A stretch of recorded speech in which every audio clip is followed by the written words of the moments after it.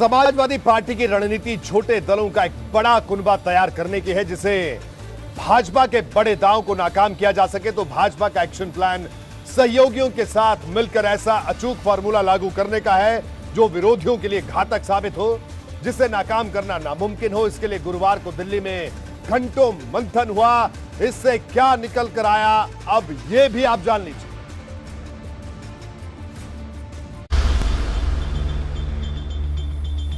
विरोधी दलों के खिलाफ भाजपा ऐसा चक्रव्यूह बनाने की तैयारी में है जिसके पहले ही दरवाजे पर विरोधियों की हर रणनीति ढेर हो जाए।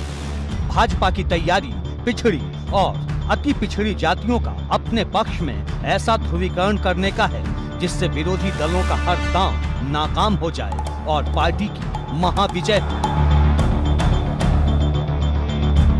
इसका फाइनल फॉर्मूला तय करने के लिए सीएम योगी गुरुवार को दिल्ली में भाजपा की बड़ी बैठक में शामिल हुए। भाजपा की इस बैठक में विरोधियों के खिलाफ कैसा बाहुबली चक्रव्यूह तैयार करने की रणनीति बनी, आपको ये बताएंगे।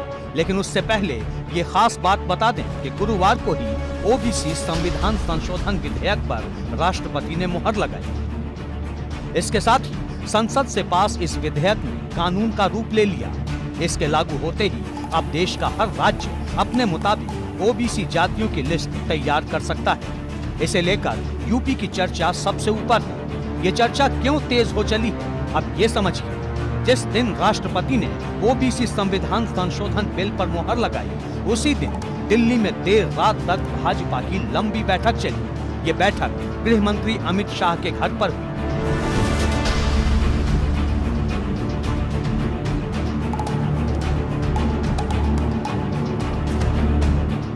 यूपी में भाजपा को करिश्माई चुनावी कामयाबी दिलाने वाले अमित शाह के घर हुई भाजपा की इस खास बैठक में सीएम योगी शामिल हुए।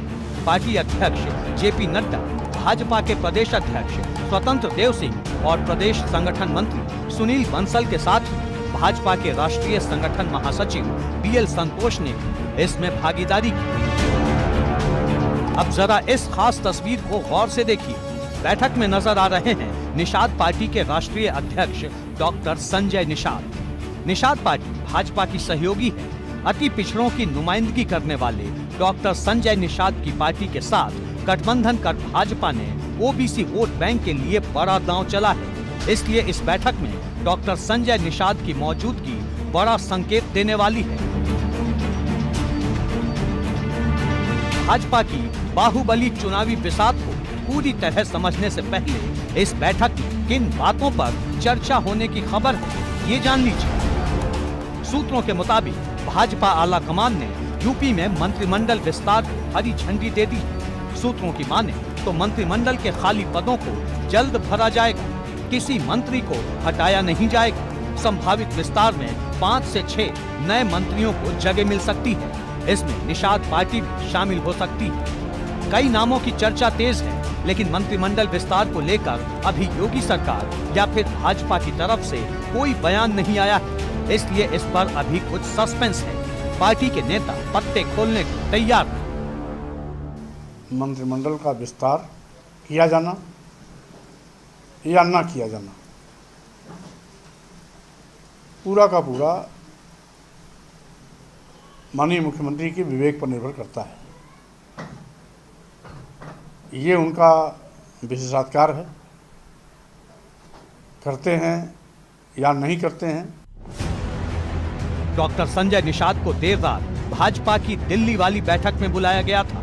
एबीपी गंगा ने जब डॉक्टर संजय निषाद से इस मीटिंग में बातचीत के मुद्दे पर सवाल पूछा तो उनका जवाब सधा हुआ था। हालांकि चेहरे की मुस्कुराहट गहरे संदेश जरूर दे रही थी। पिछली सरकारों ने तालघाट नदी छीना था, रोजी रोटी छीना था। मैंने उनसे बताया भाई मछली से कितने राजस्व हो सकते हैं, जितना आता नहीं होगा उससे ज़्यादा तनख्वाह ले रहे हैं उसके अधिकारी। उस पर तमाम पिछली सरकारों ने जो दर दिया है, तो आपके पास दवाई के लिए दुआ के लिए आया है तो उसे कर रहा, उस पर सहमत हुआ। वो हमारे मुकदमे थे कि भाई जो फंसे हुए हैं हमारे कार्यकर्ता, अगर मुकदमे में फंसे रहेंगे तो कैसे आपका प्रचार करेंगे। मुकदमा वापस करिए, जल्दी से खुशी खुशी हो जाए, प्रचार करके 2022 में सरकार बनाए। इस पर सारे बिंदुओं पर सार्थक वार्ता हुई।